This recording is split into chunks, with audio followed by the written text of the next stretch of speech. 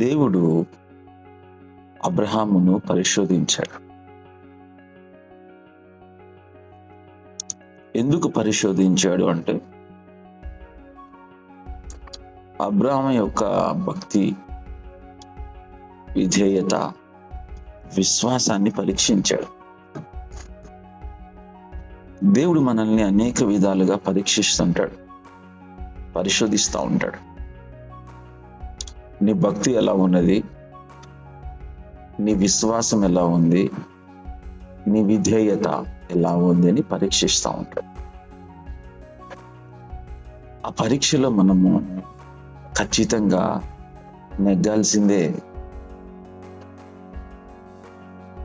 చూడండి, దేవుడు అబ్రహాంకి ఏం చేశాడంటే ఒక వాగ్దానం ఇచ్చాడు. హెబ్రీయుల గ్రంథము 6వ అధ్యాయము 13వ వచనం చదువుకుందాం. హెబ్రీయుల గ్రంథము 6వ అధ్యాయం 13వ వచనం. దేవుడు అబ్రహామునకు వాగ్దానము చేసినప్పుడు తనకంటే ఏ గొప్పవాని తోడని ప్రమాణము చేయలేకపోయాను గనక తన తోడని ప్రమాణం చేసి నిశ్చయముగా నిన్ను ఆశీర్వదించుదును, నిశ్చయముగా నిన్ను విస్తరింపజేతును అని చెప్పాను. దేవుడు అబ్రహాముతో మాట్లాడాడు.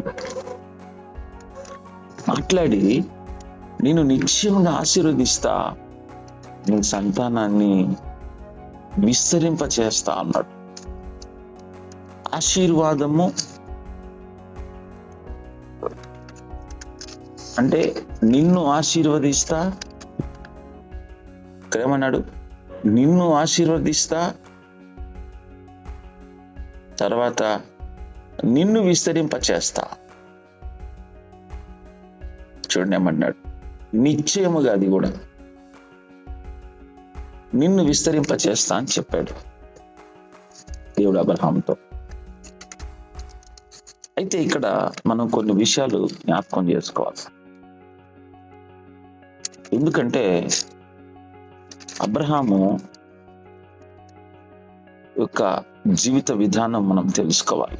అతను ఎట్లాంటి విశ్వాసం కలిగి ఉన్నాడు? దేవుడు వాగ్దానం ఇచ్చాడు.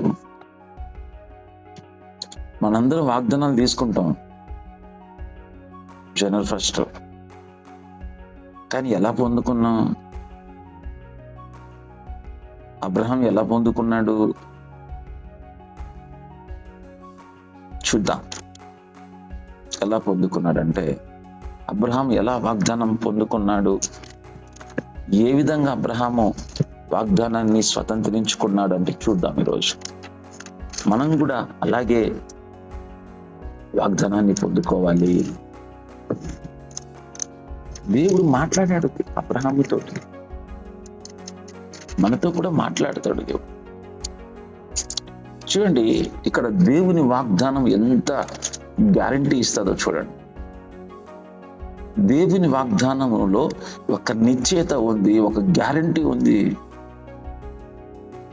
గ్యారంటీ ఉంది. అయితే దేవుడు అబ్రహాముకు వాగ్దానం చేసినప్పుడు అబ్రహాము వయసు 75 సంవత్సరాలు. 75 సంవత్సరాలు వాగ్దానం చేసినప్పుడు అతనికి పిల్లలు లేరు. కుమారులు లేకుండా దేవుడు ఏమన్నా వాగ్దానం చేశాడు? నిన్ను ఒక గొప్ప జనాంగానికి, కుమారులు లేరు, లేకపోతే గొప్ప జనాంగానికి ఏ విధంగా తండ్రి కాగలడు ఆయన? చెప్పండి. కుమారులు లేరు, అతడు ఒక గొప్ప జనాంగానికి ఏ విధంగా తండ్రి కాగలడు? వాగ్దానం చేసినప్పుడు 75 సంవత్సరాలు. మరి పిల్లలు పుట్టింది ఎప్పుడు? 100 సంవత్సరాలప్పుడు. వాగ్దానం చేసిందేమో 75 సంవత్సరాలప్పుడు, పిల్లలు పుట్టిందేమో 25 సంవత్సరాలు. అంటే దాదాపు అబ్రహాము ఎన్ని సంవత్సరాలండి? 25 సంవత్సరాలు వేచి ఉండాల్సి వచ్చింది. 25 years వేచి ఉండాల్సి వచ్చింది. ఎందుకు ఇన్ని సంవత్సరాలు వేచాడు? చూద్దాం. వాగ్దానం ఇచ్చిన వెంటనే మనం ఏం చేస్తామంటే అది వెంటనే జరగాలనుకుంటాం. కరెక్టే. కానీ ఇక్కడ అబ్రహాంకి కుమారుడు పుట్టడానికి 25 సంవత్సరాలు పట్టింది. అతడు 100 సంవత్సరాలు వచ్చినప్పుడు అతని భార్య అయినటువంటి శారాకు ఇస్సాకును కన్నాడు. ఈ విధంగా దేవుడిచ్చిన వాగ్దానము ఇస్సాకు ద్వారా నెరవేరింది. అయితే ఆ వాగ్దానము నెరవేర్చుకోవడానికి అబ్రహాము ఓర్పుతో కనిపెట్టాడు. ఓర్పు ఇది చాలా అవసరం. ఓర్పుతో కనిపెట్టి ఆ వాగ్దాన ఫలం పొందాడు అబ్రహాం. చూద్దాం వచనం 15వ వచనం, హెబ్రీయుల గ్రంథం 6వ అధ్యాయం 15వ వచనం. ఆ మాట నమ్మి అతడు ఓర్పుతో సహించి ఆ వాగ్దాన ఫలము పొందెను. హల్లెలూయా. చూడండి, వాగ్దానము, దేవుడు నీకు ఇచ్చిన వాగ్దానము అది నెరవేర్చుకోవాలంటే ఓర్పు అవసరం. ఓర్పు కావాలి. అంటే దేవుడు ఏం చేశాడంటే తిరిగి అబ్రహాము విశ్వాసాన్ని మళ్ళీ పరీక్షించాడు. కుమారుని ఇవ్వకముందు పరీక్షించాడు, అతనికి ఓర్పు ఉందా లేదా అని. విశ్వాసం ఉంది, ఓర్పు లేదు. ఓర్పు కావాలి. విశ్వాసానికి ఒట్టి విశ్వాసం ఉంటే సరిపోదు, ఓర్పు కావాలి. ఆ ఓర్పుకి కొంత సమయం పడుతుంది. చూడండి, దేవుడు తిరిగి పరీక్షించాడు అబ్రహాముని. ఏమని పరీక్షించాడంటే, అబ్రహామా అబ్రహామా, నీకొక్కడే ఉన్న నీ కుమారుని నాకేం చేయాలంటే బలిగా ఇవ్వాలి. దేవుడు బలిని కోరుతాడా? కోరడు కదా. నేను కనికరమునే కోరుచున్నాను, బలిని కోరనన్నాడు కదా దేవుడు. మరి ఇక్కడ ఎందుకు అబ్రహాము కుమారుని బలి అడుగుతున్నాడు?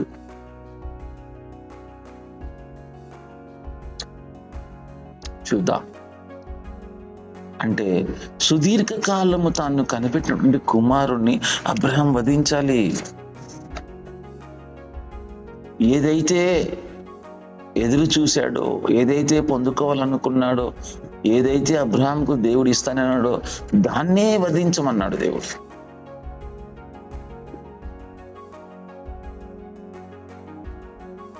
నువ్వు ఏదైతే కష్టపడతావో, ఏదైతే కష్టపడి సంపాదించుకుంటావో దాన్నే వధించమంటాడు దేవుడు. దాన్నే చంపాలి.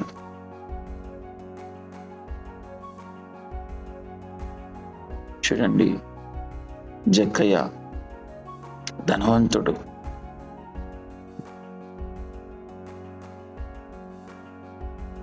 దేవుడు ఏమన్నాడంటే, జక్కయ్య దేన్ని చంపాడు?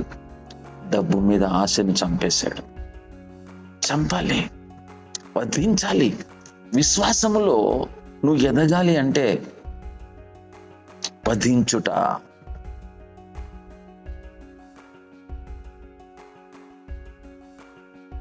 చూడండి, అబ్రహాము దేని కొరకు కనిపెట్టాడు? తన కుమారుని కొరకు.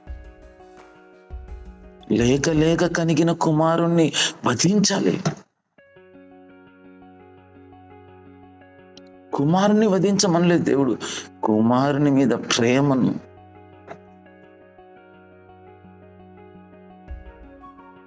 కనపడేదేమో కుమారుణ్ణి, కానీ దేవుడు వధించమనేది కుమారుని మీద ప్రేమను.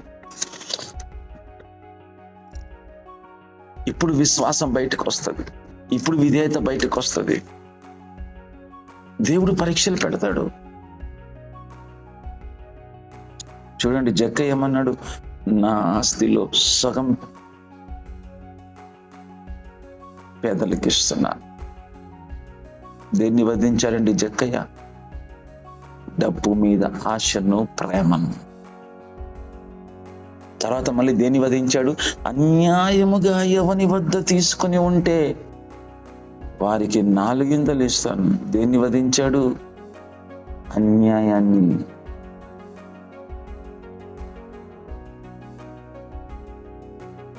డబ్బు మీద ప్రేమను వధించాడు, అన్యాయాన్ని వధించాడు.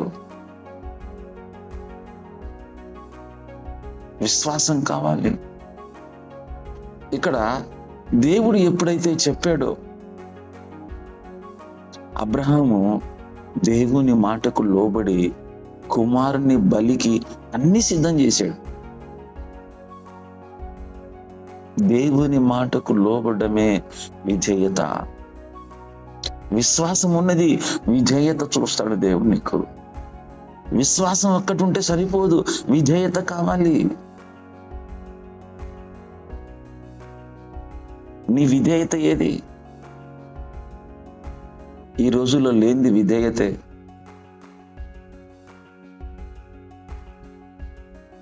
అబ్రహాం విశ్వాసే కాదు, అతడు విధేయుడు. విధేయతను బట్టి విశ్వాసం లెక్క కట్టుతాం. విధేయత లేదనుకోండి, నీకు విశ్వాసం లేదు. మనం అంటాం చూడండి, విశ్వాసం లేదురా నీకు. నేను నీకు ఎంత సహాయం చేశాను, కానీ నువ్వేం చూపిస్తలేవు? విధేయత చూపిస్తలేవు. యేసుప్రభువు శిష్యులు తిట్టాడు, అవిశ్వాసులారా, ఇంత విశ్వాసం నింపుతున్నా నీకు, కానీ ఏది మీ విశ్వాసం? ఇన్ని గొప్ప కార్యాలు చేశాను, ఏది నీ విశ్వాసం? ఇంతకాలం మీతో ఉన్నాను, ఏది మీ విశ్వాసం? తిట్టాడు బాగా. సిగ్గొచ్చింది వాళ్ళకి, సిగ్గొచ్చేలాగా మాట్లాడాడు. విధేయత, విశ్వాసము, విధేయత. విధేయత ద్వారానే నీ విశ్వాసం బయటకు వస్తుంది. ఒకరికి ఒక తలాంతి ఇచ్చాడు, వాడు దాచిపెట్టాడు.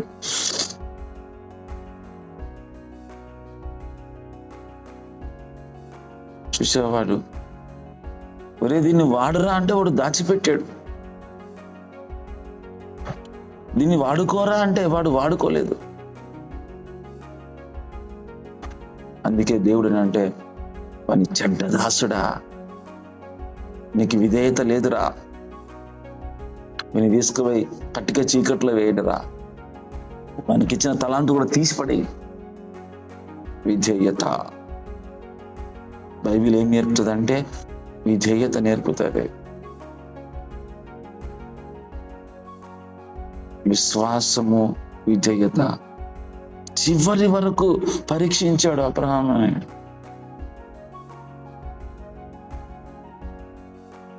చివరి నిమిషంలో, చివరి కత్తి ఎత్తే నిమిషంలో అప్పుడు ఆపాడు. అబ్రహామా, ఆ కుమారుని మీద చేయి వేయొద్దు.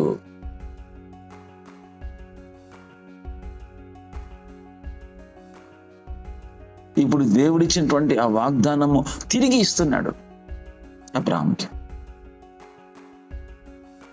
అంటే నీకు వాగ్దానం ఇచ్చాడు, విశ్వాసంతో పట్టుకున్నావు, విధేయత లేదనుకోండి, కోల్పోయే ప్రమాదం ఉన్నది.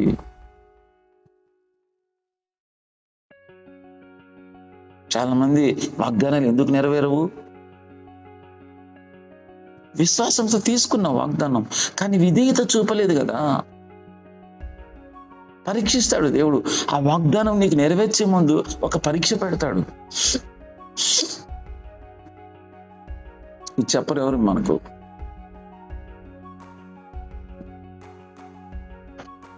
చూడండి, ఎప్పుడైతే ఆ వాగ్దానంలో పరీక్షించాడో దేవుడు ఆ వాగ్దానాన్ని తిరిగి అతనికి ఇచ్చాడు. అయితే ఈసారి ఏమని చేశాడు తెలుసా?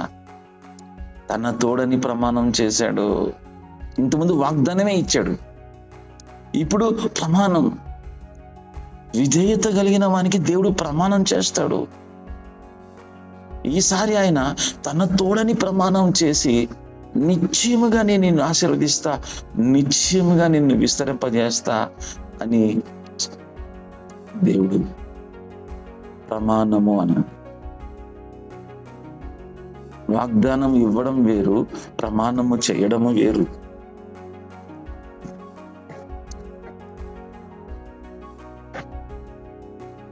చూడండి. కాబట్టి దేవుని వాక్యము స్థిరమైందే, కాదనట్లేదు, దేవుని వాక్యమే స్థిరమైంది. కానీ ఇక్కడ ఆయన తన మాటను లేదా వాగ్దానాన్ని ప్రమాణముతో స్థిరపరుస్తాడు. ప్రమాణంతో స్థిరపరుస్తాడు, స్టాండర్డ్. ఇంకా దావీదు చూడండి, దావీదుకి దేవుడు ప్రమాణం చేశాడు. చూద్దాం దావీదు ఏమని ప్రమాణం చేశాడో చూద్దాం. చెప్పండి. ప్రమాణము అనండి, వాగ్దానము, ప్రమాణం. వాగ్దానం, ప్రమాణం, విధేయత, ఇది చాలా అవసరం. విశ్వాసమే చూస్తాం మనం, విధేయత చూడం. మనం క్యాల్కులేట్ చేయాల్సింది విశ్వాసాన్ని ఎంత చూపుతామో విధేయతను కూడా అంతే క్యాల్కులేట్ చేయాలి. కీర్తనల గ్రంథం చూద్దాం. కీర్తనల గ్రంథము విశ్వాసాన్ని, విధేయతను మనం కనపరచాలి. చూడు, దావీదు, దేవుడు ఏమని ప్రమాణం చేశాడు దావీదు తోటి? దేవుడు ఎంత గొప్పగా చూడండి, సూర్యుడు ఉన్నంత వరకు చూడండి, దావీదుతో ప్రమాణం, అబ్రహాముతో ప్రమాణం చేశాడు, నీతో నాతో కూడా ప్రమాణం చేశాడు దేవుడు. మరి మనము ఆయనకు విధేయులాగా జీవించాలి. 5 తలాంతోడు విధేయతగా ఉన్నాడు, 2 తలాంతోడు విధేయతగా ఉన్నాడు, 1 తలాంతోడు మాత్రము అవిధేయుడు.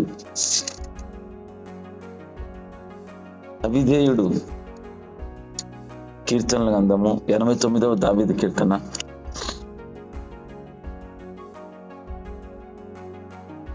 36వ వచనం.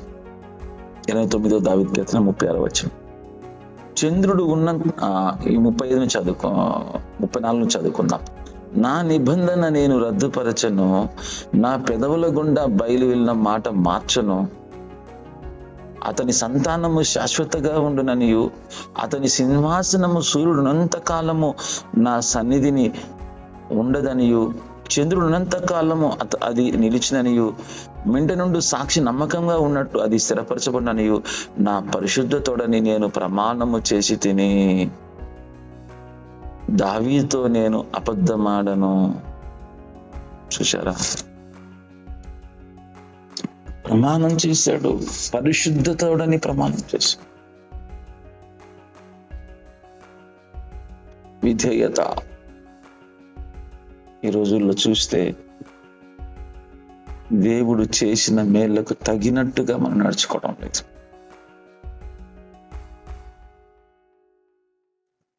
దేవుడు ఆశీర్వదించిన కొలది దేవునికి మనం ఇవ్వడం లేదు. దేవుడు నీకు మంచి ఆరోగ్యం ఇచ్చిన కొలది దేవుని కొరకు పని చేయడం లేదు. దేవుడు నీకు ఇచ్చిన కృప కొలది నువ్వు నమ్మకంగా ఉండడం లేదు. విధేయత చూడండి, హిజ్కియా దేవుడు తనకు చేసిన మేళ్లకు తగినట్టుగా నడుచుకోలేదు.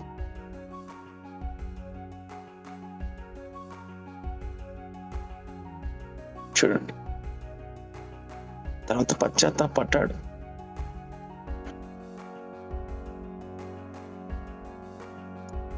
అందుకే మనం నేర్చుకోవాల్సింది విధేయత. రోమీయులకు రాసిన పత్రికలో చూద్దాం ఒకసారి. వాగ్దానము స్వతంత్రించుకోవాలంటే నువ్వేం చేయాలంటే విధేయత చూపాలి.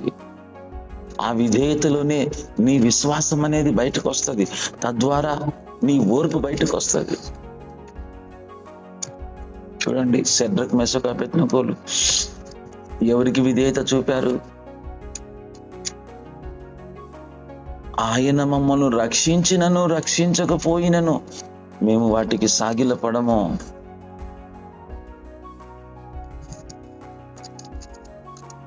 మా దేవుడు రక్షించుటకు సమర్థుడు. కొన్ని వాటికి మనం సాగిలపడద్దండి. డబ్బుకు సాగిలపడద్దు, ఉద్యోగానికి సాగిలపడద్దు, వ్యాపారానికి సాగిలపడద్దు. అవి లేకపోతే మేము బతకలేం, అవి లేకపోతే జీవించలేం. సాగిలపడద్దు, అవిధేయులు కావద్దు.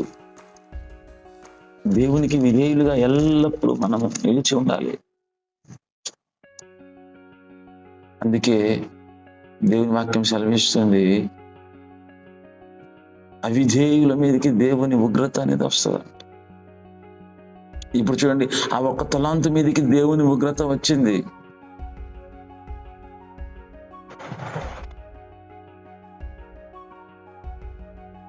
చూశారా? కాబట్టి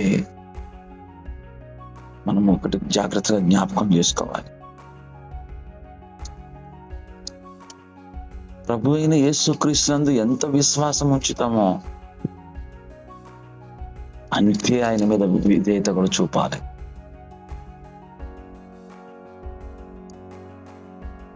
కాబట్టి మనం ఎప్పుడు కూడా గుర్తుపెట్టుకోండి, యేసు ప్రభువారు నేర్పించిందే మనకి విధేయత. రోమీయులకు రాసిన పత్రికలోకి వెళ్దాం ఒక్కసారి. ప్రాబ్లం ఎక్కడొచ్చింది? అసలు ప్రాబ్లమే ఎక్కడొచ్చింది? ఆదాము ఏం చేశాడు? అవిధేయత చూపించాడు. కష్టం ఎందుకు వస్తుంది? పాపం ఎందుకు వస్తుంది? శ్రమలు ఎందుకు వస్తాయి అంటే అవిధేయతే. ఒకని అవిధేయత సృష్టిని అంతటిని, ఒక ఇంట్లో ఒకడు అవిధేయుడు ఉన్నాడు అనుకోండి, ఇల్లంతా.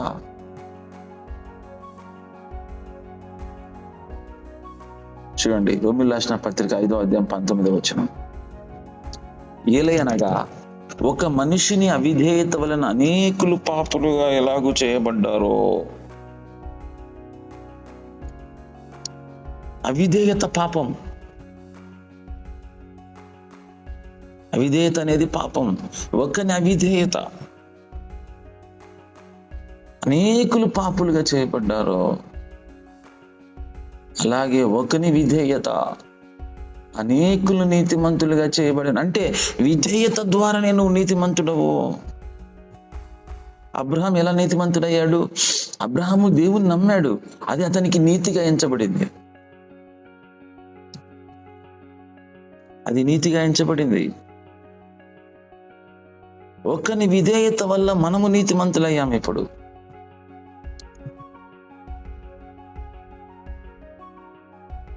మనకు దేవుడు అంటే విధేయత ఏమి ఇస్తుంది?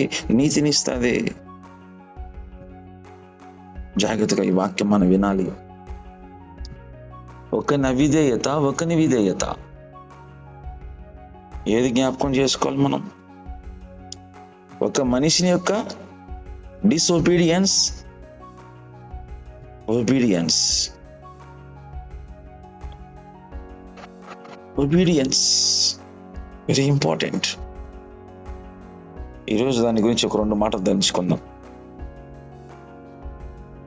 ఒబీడియన్స్ గురించి బాగా నేర్చుకోవాలి మనం. దాని గురించి బాగా మెడిటేట్ చేయాలి. ఒబీడియన్స్ అనేది ఇక్కడ దేవుడు ఏం చూపించమంటున్నాడు అందరికీ? దేవుడు మనది విశ్వాసం ఒక్కటే చూపించడం లేదు, విధేయత కూడా మనం అందరికీ చూపించాలంట. రోమీయులకు రాసిన పత్రిక 16వ అధ్యాయం 9వ వచనం. రోమీయులకు రాసిన పత్రిక 16వ అధ్యాయం 9వ వచనం.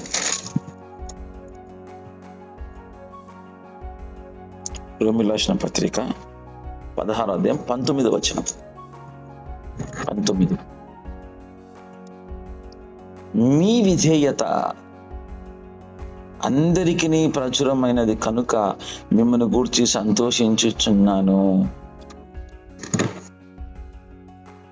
మీ విధేయత అందరికీ తెలియాలి, కానీ మన అవిధేయత అందరికీ తెలుస్తుంది.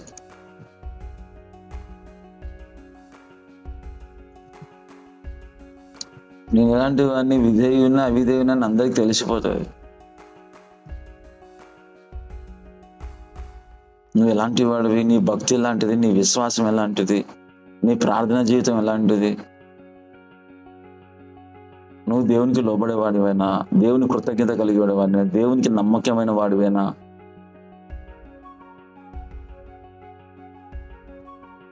అందరికీ ప్రచురం కావాలంట. చూడండి, సంతోషం లేకపోతే దుఃఖమే దేవునికి. కాబట్టి విధేయత, ఒబీడియన్స్.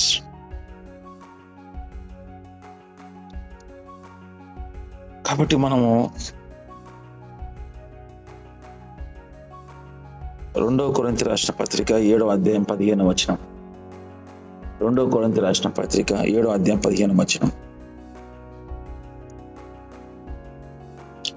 మరియు మీరు భయముతోనూ వణుకుతోనూ తన్ను చేర్చుకుంటురి అని అతడు మీ అందరి విధేయతను జ్ఞాపకం చేసుకొనుచుండగా అతని అంతఃకరణం మరి ఎక్కువగా మీడలో ఉన్నది. ఏం జ్ఞాపకం చేసుకున్నాడు? మీ విధేయత. చూడండి,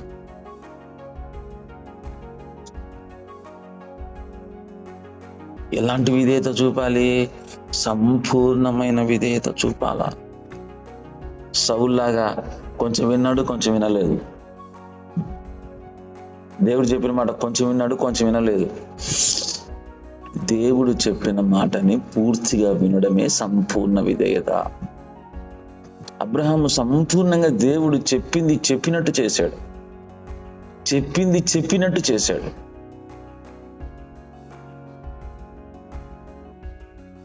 సౌలు కొంచెం చేశాడు, కొంచెం. అందుకే చూడండి, సౌలు కోల్పోయాడు. 2 కొరింథీ రాసిన పత్రిక 10వ అధ్యాయము 6వ వచనం. 2 కొరింథీ రాసిన పత్రిక 10వ అధ్యాయము 6వ వచనం. మీరు సంపూర్ణ విధేయతను కనపరుచున్నప్పుడు, మీరు సంపూర్ణ విధేయతను కనపరుచున్నప్పుడు అంటే మనం కనపరచాల్సింది ఏంటి? పూర్తి విధేయత. సరెండర్ అయిపోయాడు అబ్రహాం. చిత్తం ప్రభువా, సరెండర్. శతాధిపతి విధేయతను చూపించాడు. ఏం చూపించండి శతాధిపతి? విధేయత. ఆయన శతాధిపతిగా రాలేదు, దాసునిగా వచ్చాడు. సాగిలపడ్డాడు దేవునికి. అతని విధేయతను చూసి నీ విశ్వాసం గొప్పదిరా. విశ్వాసం ఉన్న విధేయత లేదనుకోండి, నువ్వు విశ్వాసం లేనివాడవే. విశ్వాసం ఉంది, విధేయత లేదు. చూద్దాం, 2 కొరింథీ రాసిన పత్రిక 10వ అధ్యాయం 6వ వచనం. మీరు సంపూర్ణ విధేయతను కనపరిచినప్పుడు సమిస్తమైన అవిధేయతకు ప్రతిదండన చేయ సిద్ధపడి ఉన్నాము. హల్లెలూయా.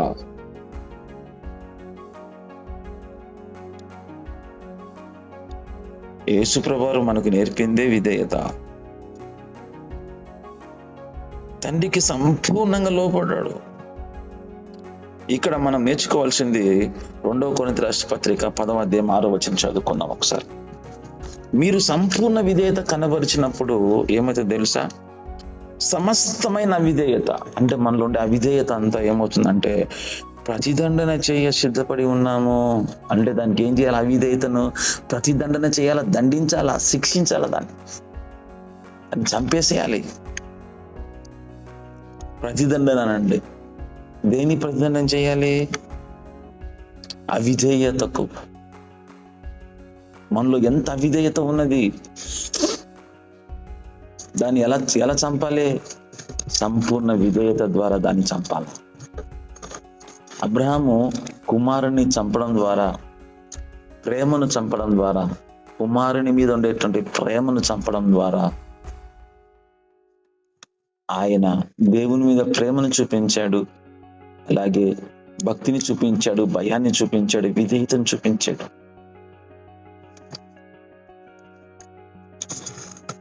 అవిధేయతను చంపడానికి విధేయత చూపించాలి మనం.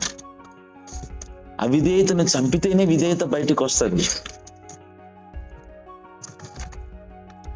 చెప్పండి, ఏం చంపాలండి? అవిధేయతను చంపితేనే విధేయత బయటకు వస్తుంది. దుర్మార్గాన్ని చంపితేనే. చూడండి, జక్కయ్య ఆ డబ్బును ఆస్తిలో సగం ఇచ్చేసి అన్యాయంగా తీసుకొని 4 ఇస్తా అని చెప్పేసరికి అతనిలో ఏం బయటకు వచ్చింది? విశ్వాసము, నీతి బయటకు వచ్చింది. వాటిని చంపకపోతే విధేయత చచ్చిపోతుంది నీలో. విధేయతను చంపేస్తుంది. నీలో ఉండే విధేయతను, విశ్వాసాన్ని చంపేస్తుంది. కాబట్టి ఈ విషయంలో జాగ్రత్తగా మనం ఉండాలి. ఒకసారి మళ్ళీ చదువుదాం 6వ వచనం, 2 కొరింథీ రాసిన పత్రిక 10వ అధ్యాయము 6వ వచనం. అయితే ఇక్కడ చూస్తే కొరింథీ సంఘంలో చాలా మంది అబద్ధ బోధకులు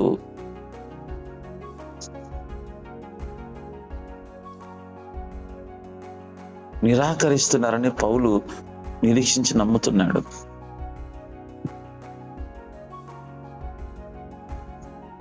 అయితే అనేక మంది అబద్ధ బోధకులు వచ్చేసారు కొరింథీ సంఘంలోకి. అయితే నిజమైన క్రైస్తవులు ఏం చేస్తున్నారంటే, కొంతమంది క్రైస్తవులు అబద్ధ బోధకుల నుండి మల్లుకుంటారని పౌలు నిరీక్షిస్తున్నాడు.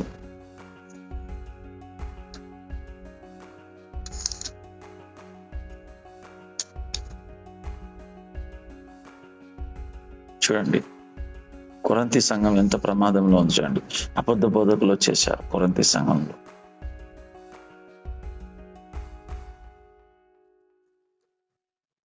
ఇన్ని అబద్ధ బోధలు, శరీరానుసారంగా నడుచుకునే బోధలు,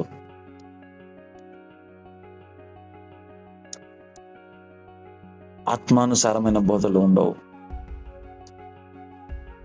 ఏ ఆహారం పెడతారంటే బలమైన ఆహారం పెట్టరు సంఘానికి, పాలతోనే పోషిస్తారు.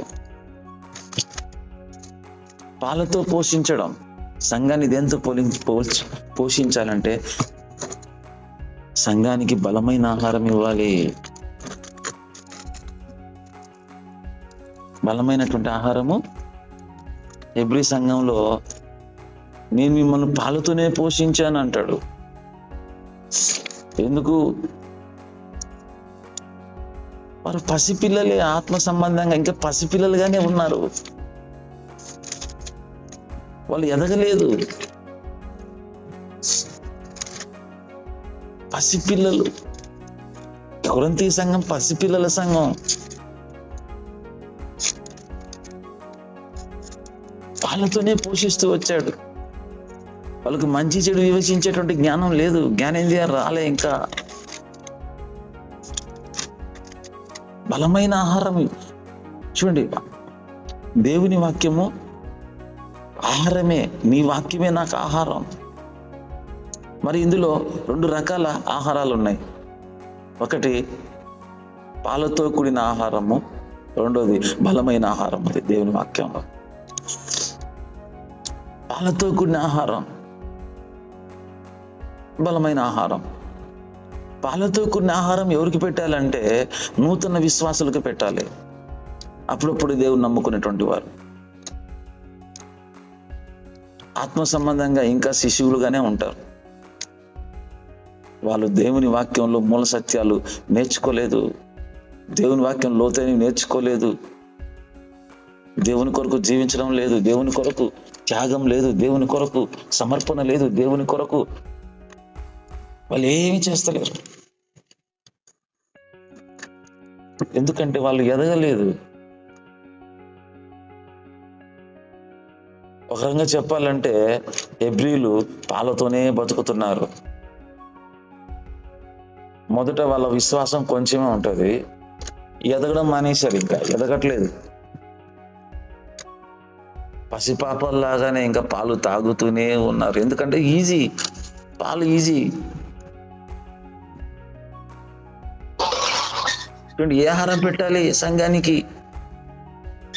మనం ఎదగాలంటే, ఆత్మలో బలం పొందుకోవాలంటే, ఎదిగి ఫలించాలంటే, దేవుని కొరకు నిలబడాలి అంటే, దేవుని కొరకు ఎన్ని శోధనలు వచ్చినా, ఎన్ని కష్టాలు వచ్చినా, చూడండి, ఎన్ని కష్టాలు, శ్రమలు, శోధనలు వస్తే ఈ పాలు తాగే వాళ్ళు నిలబడలేరండి. నిలబడలేరు, వాళ్ళు తట్టుకోలేరు. ఎందుకంటే బలమైన ఆహారం వాళ్ళకు లేదు. వాళ్ళకి ఎప్పుడు కూడా ఎలాంటి ఆహారం, చూడండి, పిల్లవాడు ఏడిస్తే వానికి లాలీపాప్ పెట్టాలా, చాక్లెట్ ఇవ్వాలా, బిస్కెట్ ఇవ్వాలా, వాడిని ఎత్తుకోవాలా, బుజ్జగించాలి వాడిని. లేకుంటే వాడు ఏడుస్తాడు, మారం చేస్తాడు, పిచ్చి పిచ్చిగా ప్రవర్తిస్తాడు. ఎందుకంటే పాలు తాగేవాడు. కానీ బలమైన ఆహారం పెట్టాలి. మనం ఎదగాలంటే, క్రీస్తు కొరకు నిలబడాలంటే, క్రీస్తు కొరకు పని చేయాలి అంటే, క్రీస్తులో చూడండి, ఎదిగిన వాడే కష్టపడతాడు, పని చేస్తాడు, సంపాదిస్తాడు. చెప్పండి, ఎదిగిన వాడు ఏం చేస్తాడు? పను, ఉద్యోగం, వ్యాపారం చేస్తాడు, 4 డబ్బులు సంపాదిస్తాడు. ఎదగనోడు అంటే, క్రీస్తులో ఎదిగినోడు సువార్త ప్రకటిస్తాడు, 4 ఆత్మలు సంపాదిస్తాడు, ప్రతిరోజు కష్టపడతాడు. వాడు ఎదిగాడు, వానికి తెలుసు, వానికి మంచి చెడు తెలుసు. అరే, నేను ఈరోజు కష్టపడకపోతే నాకు శ్రమరా, రేపు సువార్త ప్రకటించకపోతే నాకు శ్రమ. ఎందుకంటే ఎదిగిన వానికి మంచి చెడు తెలుస్తాయి. ఎదగనోనికి ఏంటంటే తెలియదు.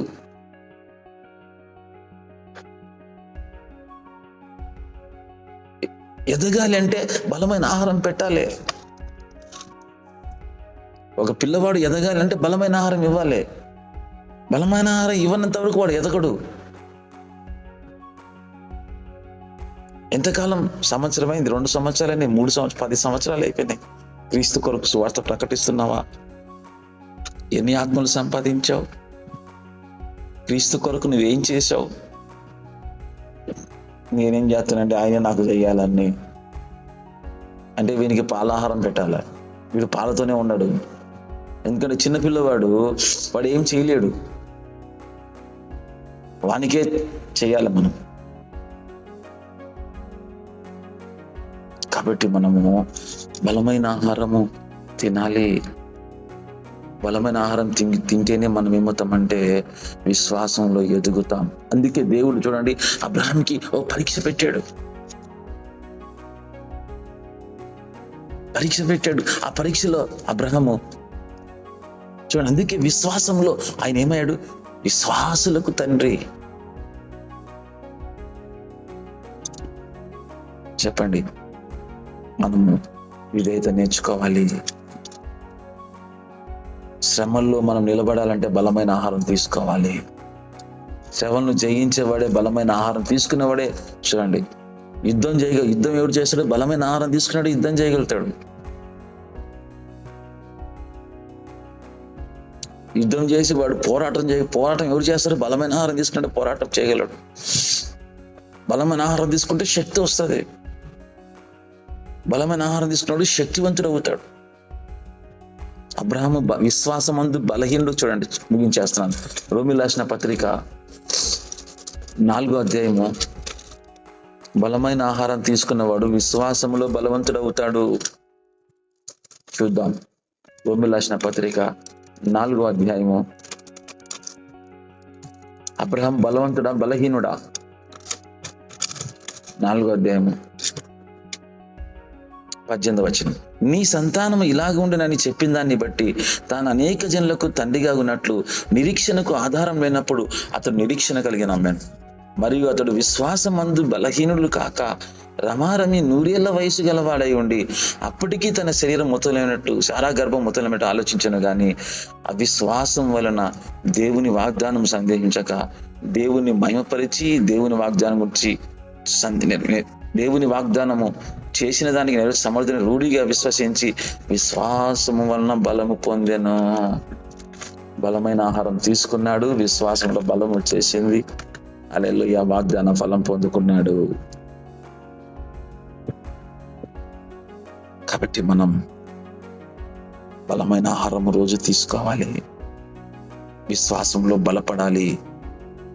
బలమైన ఆహారం తీసుకుని ఎదుగుతావు, బలపడతావు, బలం పొందుకుంటావు, అపవాదిని ఎదిరిస్తావు, యుద్ధం చేస్తావు, జయిస్తావు. లేకపోతే క్రీస్తులో మనము అన్నీ పోగొట్టుకుంటాం, వాగ్దాన ఫలం పోగొట్టుకుంటాం, వాగ్దానాలు పోగొట్టుకుంటాం. కాబట్టి ఈరోజు విశ్వాసము, విధేయత బలమైన ఆహారం. ఈరోజు మన మెసేజ్ విశ్వాసం, విధేయత బలమైన ఆహారం. ఈ మూడు చాలా ప్రాముఖ్యమైనవి. కళ్ళు మూసుకొని ప్రార్థన చేద్దాం. యేసయ్యా, నీకు వందనాలు చెల్లిస్తున్నాం. నువ్వు దయగలవాడవు ప్రభువా. మేం బలహీనులము తండ్రి, మేం పాపులమే నాయన.